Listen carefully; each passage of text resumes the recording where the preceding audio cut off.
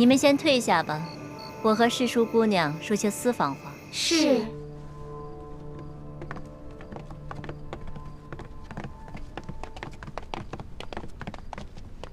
薛姐姐，什么事儿啊？是不是我爹跟朱哥哥他们有消息了？不是，他们的消息倒还没有。是咱们俩姐妹啊，好久都没有在一块儿吃饭喝酒了，所以今天姐姐我特意亲自下厨，做了一桌子你爱吃的菜，来，快尝尝。有狮子头哎。吃一块你最爱吃的狮子头。谢谢薛姐姐。红烧的。薛姐姐下厨，那手艺自然不用说啦，肯定好吃。怎么样？好好吃啊，就这个味道。薛姐姐，从小到大，你跟诸位师兄师姐老是这样宠着我，会把我宠坏的。我这些天一直在想，如果我们不是生在这个朝代更迭的时代，而是生在太平盛世，那该有多好啊！生在什么时代啊，可不是我们能够控制的事情。如果我们和大师兄永远留在明珠谷，春天赏花，秋天赏月，男耕女织，不管外面是什么朝代，就这么一辈子与世无争，快快乐乐的生活，那该有多好啊！薛姐姐，你今天好多愁善感啊，是不是发生什么事儿了？没有，我只是很怀念咱们在明珠谷的时光，想念我们的小伙伴了。如今就咱们两个在宫里，今天的月色又这么美，咱们俩呀，好好的喝酒，赏赏月。来，今晚咱们多喝几杯。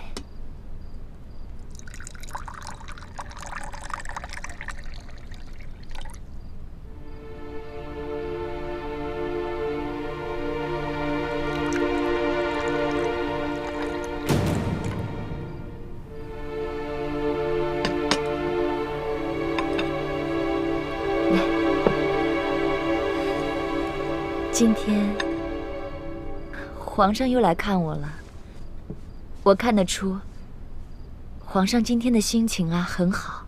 前些天你跟他冷战，皇上也整日愁眉苦脸的。这宫里上下每一个人都战战兢兢的，生怕惹到皇上。看来能让他如此伤心的也只有你一个了。薛姐姐，能不能别跟我提皇上啊？你也跟我提他，我心里就乱糟糟的。不行，我就要跟你提。今天我叫你过来也是要劝劝你，咱们都是明珠谷的人，和大清的皇帝势不两立，你和康熙是永远都不可能的。我知道，等我们找到铜匣以后，我们就撤出紫禁城了。那个时候，我再也见不到他了。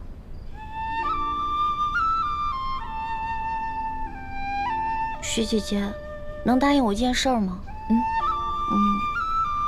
等朱哥哥回来，能不能别把这2天我跟康熙的事儿告诉他呀？大师兄那么深爱你，我跟他说这些不是故意伤他的心吗？你放心，我不会告诉他的。小师妹，你和大师兄才是命中注定的姻缘，好好待他吧，放下康熙。我一直在努力放下他。可是薛姐姐，你心里可曾放下过朱哥哥？快了，很快就要彻底放下他了。既然我们改变不了命运，那就试着去接受它。也许有一天，你会发现大师兄的好，你也会爱上他的。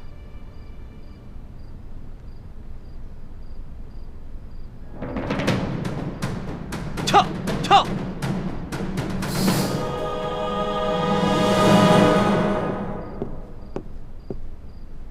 薛姐姐，快过来看啊！今天的月亮好圆啊！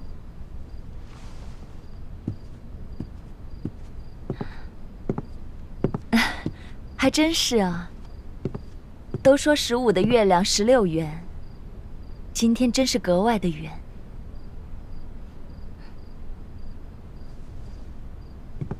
月有阴晴圆缺，人有悲欢离合。我们姐妹俩，再这样无忧无虑的饮酒作乐，不知要到什么时候。薛姐姐，今天李公公来找我了，告诉了我关于铜匣的重要线索。我相信没有多久，我就能找到偷换铜匣的人了。哦，有线索了。那这个人，他也在皇宫里吗？这个人不光在皇宫里，而且是我们彼此特别熟知的一个人。是谁呀？薛姐姐觉得他应该是谁呢？其实我很早开始就怀疑过他，只不过我拒绝去深想，直到今日，我都不忍心怀疑是他。小师妹，今日我叫你过来，也是要告诉你关于铜匣的线索。那薛姐姐先讲吧。小师妹，你知道吗？其实啊，我特别羡慕你，你的亲爹靖王疼爱你，师长们宠着你，师兄师姐也都护着你，更有大师兄那么深爱着你，你真的好幸福啊！是啊，我也觉得我好幸福啊。可是我好害怕，我的这种幸福只是一种假象，会有人来打破它。不会的，你生来命就好。姐姐祝福你，要永远幸福。谢谢薛姐姐。不过，我不希望我一个人幸福，我希望我们姐妹两个都可以幸福。会的，我们都会幸福的。其实，在咱们这些兄弟姐妹里，我和大师兄最是同病相怜。我们都是从小父母双亡，又都肩负着非常沉重的责任。我们一直撑得好辛苦。是啊，每个人都有每个人的不易啊。小师妹，你真的要听姐姐的话，好好对待大师兄，不要让他难过，也别让他伤心，别让他失去这最后一份支撑。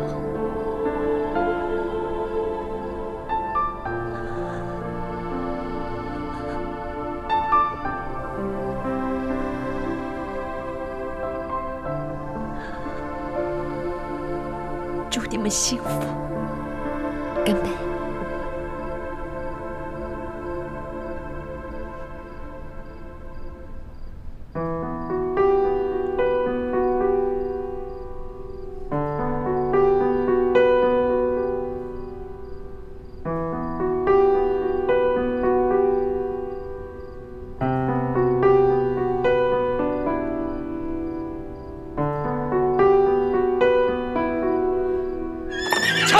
来者何人？请。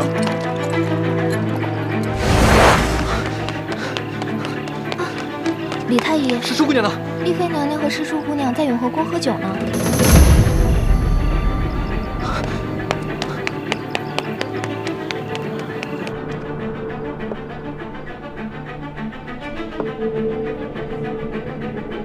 徐姐姐，你哭了。我是感动的，睫毛好像刺到眼睛里了，没事。来，咱们继续喝。徐姐姐，你现在可以说出铜匣的事儿了吧？不急，喝完这杯酒啊，姐姐再慢慢跟你聊。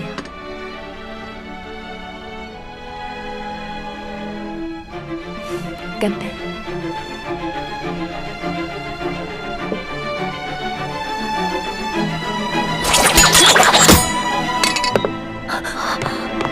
大师兄，朱哥哥，红梅，你没事吧？没。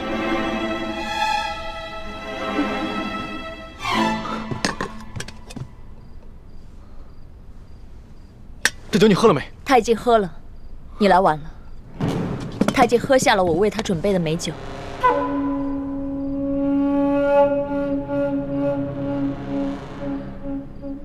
看来你全都知道了。是，我已经知道了，但是我还是不敢相信，除非你亲口告诉我。朱哥哥，本来义父让我不要说破的，但既然你已经对他下手了，那我也顾不了那么多了。欢梅，我们这次在滇都的行动，可以说是九死一生。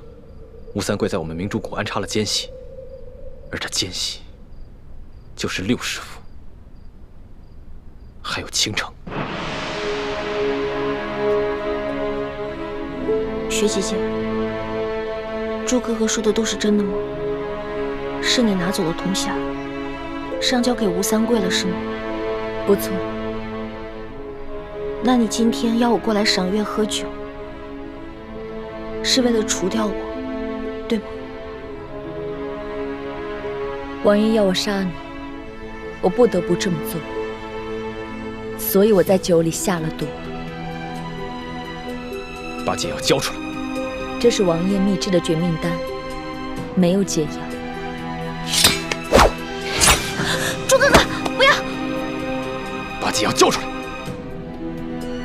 我说过，这是绝命丹，没有解药。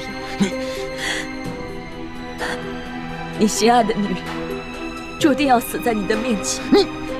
你现在唯一能做的，就是杀了我，替她报仇。薛姐姐，如果一欢有什么意外的话，不会放过你。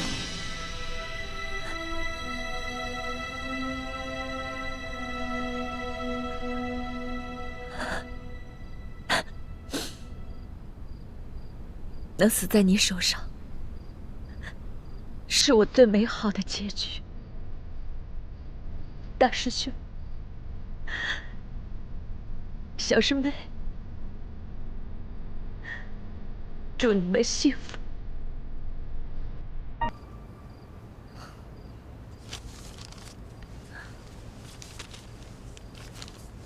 薛姐姐，薛姐姐，你醒了。你醒了，倾城。我死了吗？我这是在哪儿啊？我不是已经死了吗？你才没死呢，这是在你的永和宫啊。对不起，倾城，我不知道你有这么多苦衷。可我明明喝下了那杯毒酒啊！怎么回事啊？酒你是喝了，但是你没有喝毒酒。那杯毒酒啊，被我给换了。什么？月有阴晴圆缺，人有悲欢离合。我们姐妹俩再这样无忧无虑的饮酒作乐，不知要到什么时候。你早就知道那杯酒有毒？其实我刚来的时候看到那个壶跟宫里平时的壶长得不一样，我就开始怀疑了。我仔细一看，原来那个壶啊叫做鸳鸯壶，它的壶盖上镶着2块宝石，其中一块是绿的，有一块是红的，分别控制着壶里的2种酒，一个是有毒的，一个是没有毒的。当你按下红色的时候，那就是毒酒；当你按下绿色的时候，那就是没有毒的酒。其实啊，我也没有见过这种鸳鸯壶，不过我在六师傅的工具谱上见过这种草图，所以我一看是鸳鸯壶就什么都明白了。原来你早就在怀疑我了。其实，早在铜匣被调包的时候，我就怀疑过你，不过只是一闪念而已。因为我们从小一起长大，我不相信薛姐姐你是奸细。后来我们一起去山西寻访，每次有风吹草动的时候，刘德昭都会提前知晓。那个时候我就知道，一定是我们的人暗中走漏了消息。但就算在那个时候，我也没有怀疑过你。直到今晚，你要我过来赏月喝酒，当我看到这个鸳鸯湖的时候，我心里什么都明白了。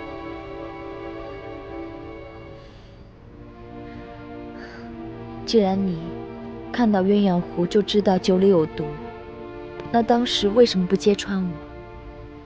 因为我在等一个结果。什么结果？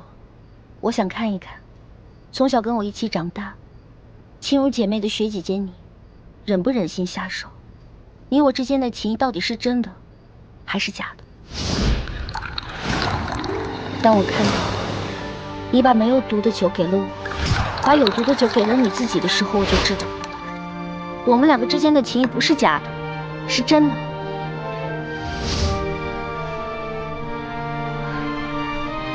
小师妹，你可愿意原谅我？薛姐姐，你说什么呢？你牺牲自己保全了我，我怎么可能怪你呢？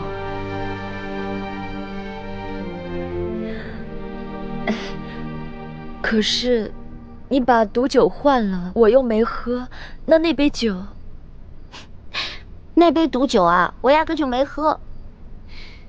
可我明明看到你喝了呀！不信，看，看着啊。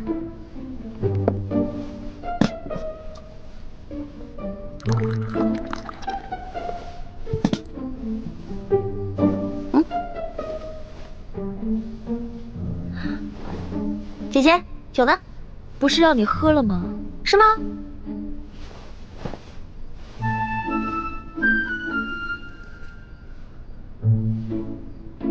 酒在这儿呢。哎，我明明看见你喝了呀。看吧，这是杯子对吧？嗯。杯子呢？哎，刚才还在你手里，你一定是藏起来了。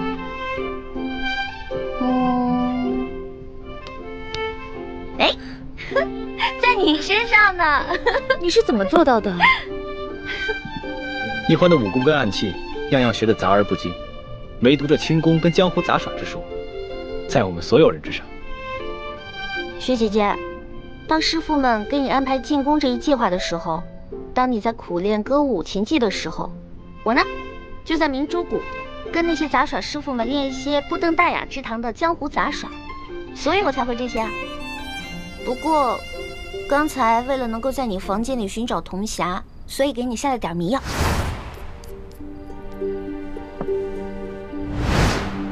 对了，你的房间我已经找过了，没有找到铜匣。你是不是把铜匣交给六师傅，让他交给吴三桂了？不，我没有。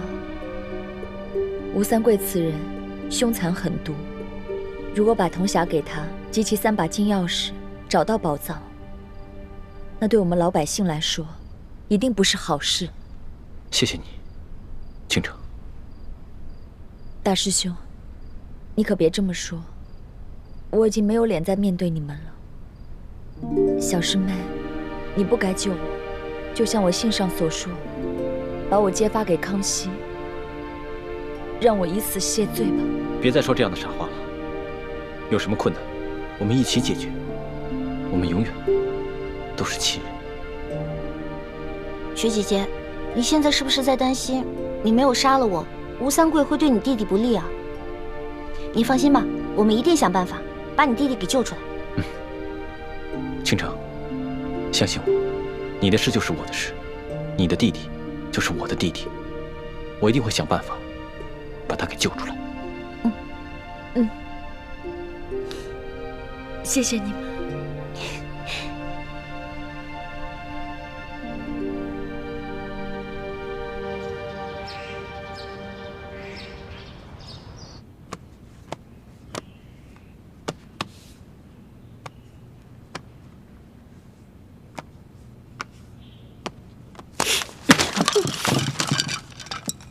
这个催命鬼，一天到晚就知道伸手向朝廷要钱。皇上，出什么事儿了？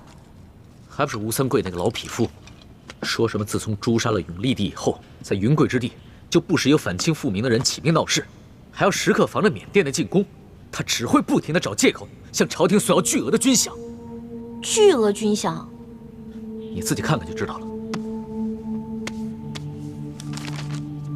这张奏折索要军饷50万两，这张要200万两。皇上，这吴三桂一年要军费到底要多少啊？大清现在一年的财政收入也就900万两，但每年的花费要达到1000多万两，其中有900多万是支给吴三桂的。也就是说，朝廷现在入不敷出，全都是吴三桂一手造成的。可是吴三桂这么明目张胆的漫天要钱，皇上你不给他不就行了？行啊，他要钱，朕不但不能不给，而且还要一文不少。为什么呀？连鳌拜你都不怕，你还怕一个小小的吴三桂啊？你懂什么呀？现在的三藩，吴三桂有云贵，上河西有两广，更京中有福建，他们3个要是连起来闹事，那朕的半壁江山就塌了。可是皇上之前不是一直想撤藩吗？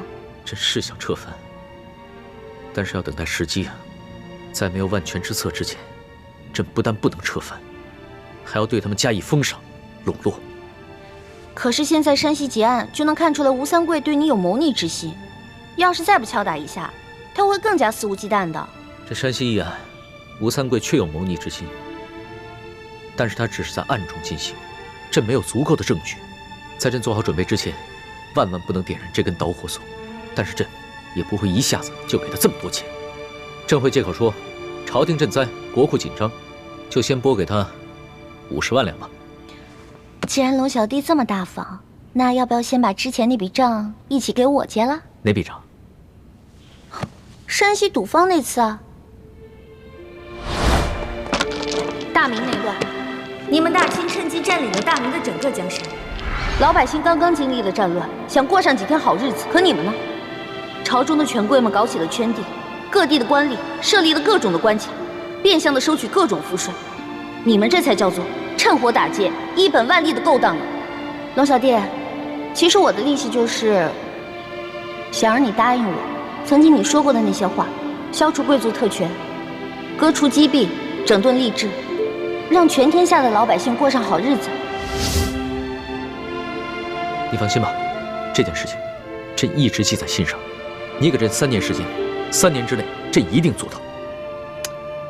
那如果你骗了我的话，以后我就叫你阿黄。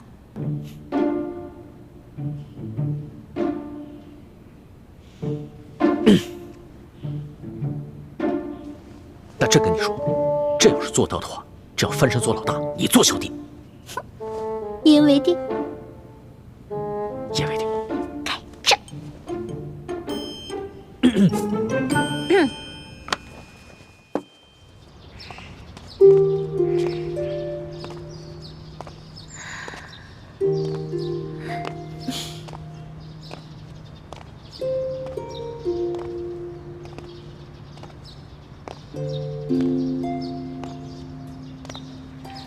自从咱们反清联盟和你父王结盟之后，我们终于可以光明正大的在一起了。是啊，不过只可惜，我早已经定亲了。我还是要迎娶刀土司的女儿。那咱们就尽量珍惜当前。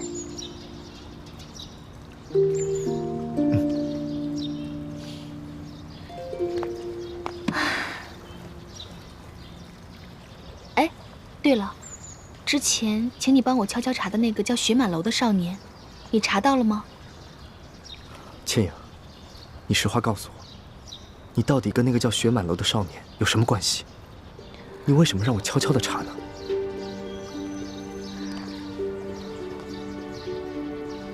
对不起，这个我真的不能说。我只能向你保证，我绝无恶意，只是想帮一个朋友的忙。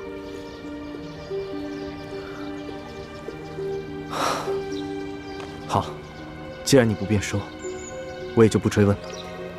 我相信你，只是什么？只是那个叫雪满楼的少年，早在3年前就已经死了。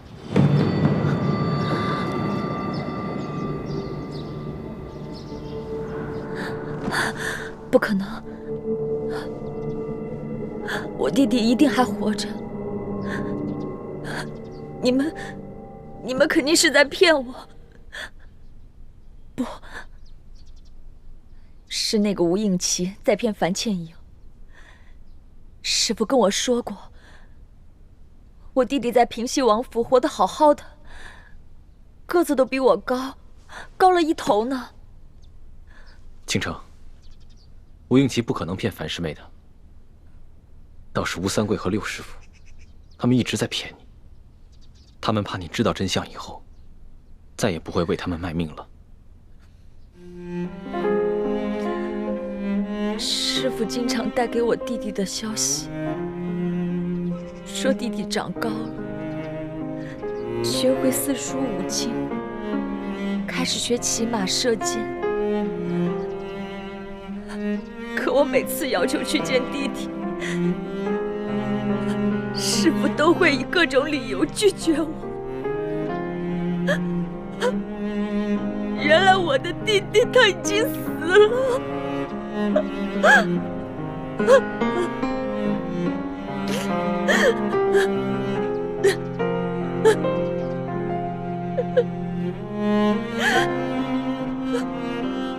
可是我的师父他为什么要这么骗我？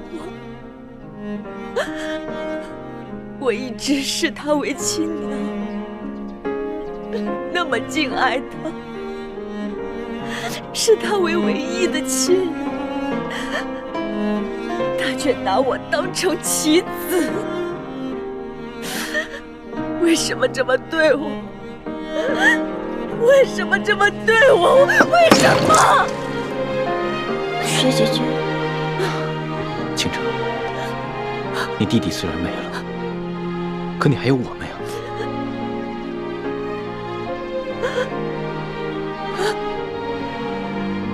这是在宫里，当心被别人撞了。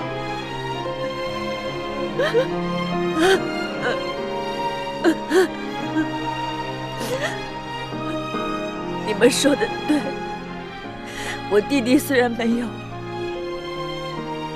但我还有你们，还有你们。那既然我的弟弟已经死了，那我也不用再听命于王爷和师父。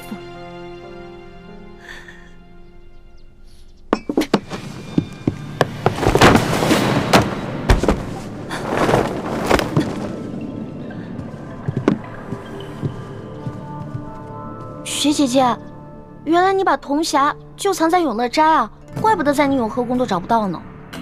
我一是担心你们迟早会疑心到我，二是要防着我师父，所以我只好把这个铜匣藏在你这儿了。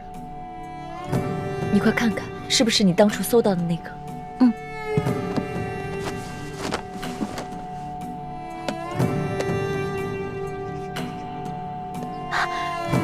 没错，我用刀刻在珍珠上，就是这个，错不了。师父让我从你这儿调包铜匣，我只好仿制了2个一模一样的，一个留给你，一个交给师父。倾城，谢谢你。以前我帮吴三桂做事，对我来说是一种折磨。现在好了，以后我再也不用听命于他们，我再也不用受他们的控制。我弟弟一定是死在吴三桂的手上，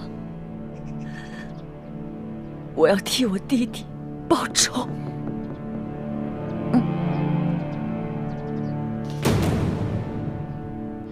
这个铜匣是真的。看来欢妹没有弄错，倾城也没有骗我们。现在康熙手里的铜匣是假的，吴三桂手里的铜匣也是假的。他们一定想不到，真正的铜匣会在我们手上。你们继续对雪衣居士虚以为意，万万不可让他察觉到，他的身份早已败露。我明白，倾城现在恨透了吴三桂，也不再信任六师傅。我们打算联起手来，利用雪衣居士传递假消息给吴三桂，逼他尽快起兵谋反。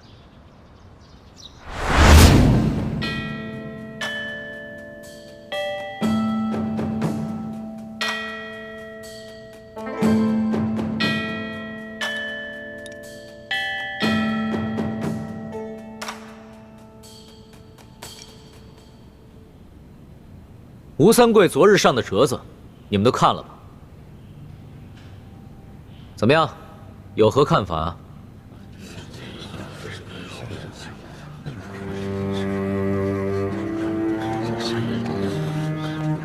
想说什么就大点声，朕也想听。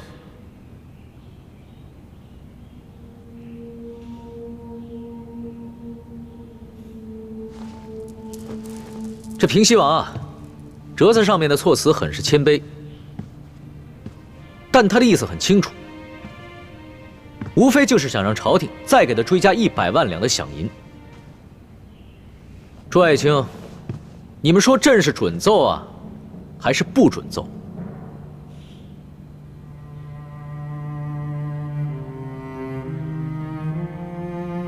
你们是大清的俸禄，享大清的富贵，这种时候却没人说话了吗？启禀皇上，奴才认为不能准平西王的奏。接着说。大清的赋税半号御3番，已不堪重负。如果准了平西王的奏，那耿精忠、尚可喜2位藩王再加以效仿，那大清的国力就全都耗费在他们身上了。皇上大可直接回绝，有奴才等8旗精锐在，谅他平西王也不敢造次。巴图鲁将军豪气干云呐，下官佩服。不过，将军可别忘了，这3藩久居数省，在当地的实力是很大的，且都各拥重兵。这平西王部下将士更多，李自成、张献忠余部，个个都是骁勇善战。相对于不答应他们的条件，而让他们起兵造反，皇上，臣以为朝廷多破费些钱粮，倒也算不得什么。他平西王要的岂是钱粮？他领地的官员任免都由他说了算，税收也一直由他自行支配，并无半分上交朝廷。朝廷每年拨给他900万两，他还不知足，如今还要狮子大开口。刘大人，你如此夸大3藩势力，危言耸听，不会是收了平西王的好处了吧？你这是血口喷人！皇上，臣对朝廷忠心诚耿，绝无私心呐！你行了，巴图鲁和刘侍郎说的各有道理，其他人呢？回皇上，朝廷每年拨给3位藩王的饷银，已让大清国库空虚。况且，臣听闻平西王圈占民田，又借疏河修城，广征官士，更是自铸私钱，人称西钱。而平南王尚可喜、靖南王耿精忠，也在其领地内横征暴敛，私事私税。现如今平西王又要朝廷追加饷银，简直是得寸进尺。但3藩已是尾大不掉，朝廷是软还是硬，都是两难。索图，奴才在。你怎么看？回皇上的话，奴才觉得。龙小弟，喝茶。还在为吴三桂的折子发愁啊？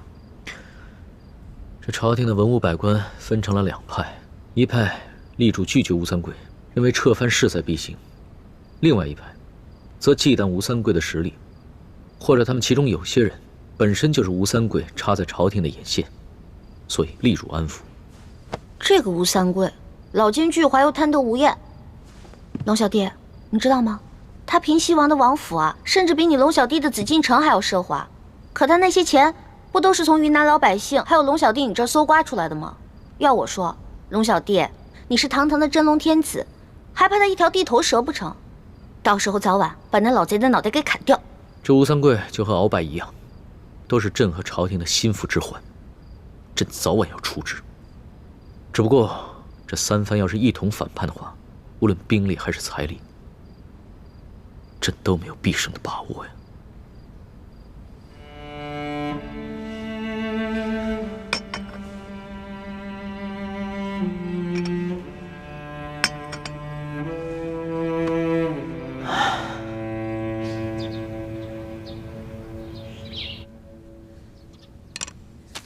大师兄，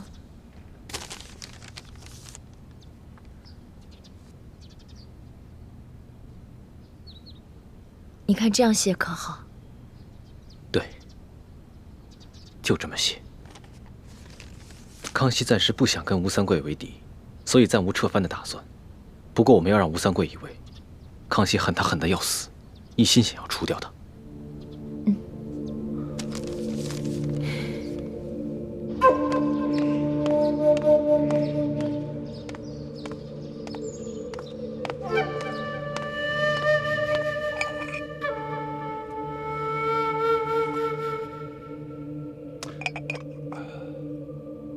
想来这些年，与鳌拜一直相安无事。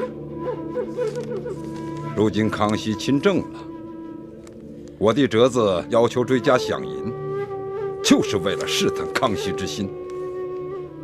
他既已一批准奏，想来对我也并无不满之意。可倾城却说，康熙以视本王为眼中钉、肉中刺，势必除之而后快。你怎么看？父王，依孩儿愚见，那康熙在朝堂上说的话，真假难辨，反倒是下了朝堂，对他心爱女人说的话，倒有可能是真的。父王，孩儿此番进京，曾亲眼所见，康熙对李玉欢，那是疼爱有加，犹如红颜知己一般。对雪倾城，虽不及一欢，但也待他十分不薄。既然康熙在他两个心爱的女人面前都表达出对父王的不满，那么康熙的真正意图便不难察觉了。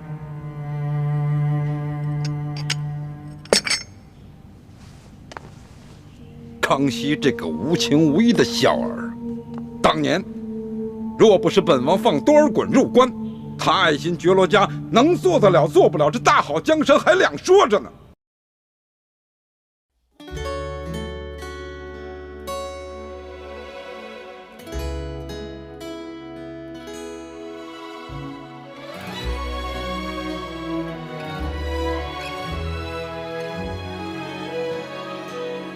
春秋两岸，时光催尽方可叹。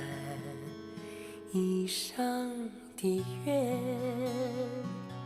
将心留于人世间，手握乾坤，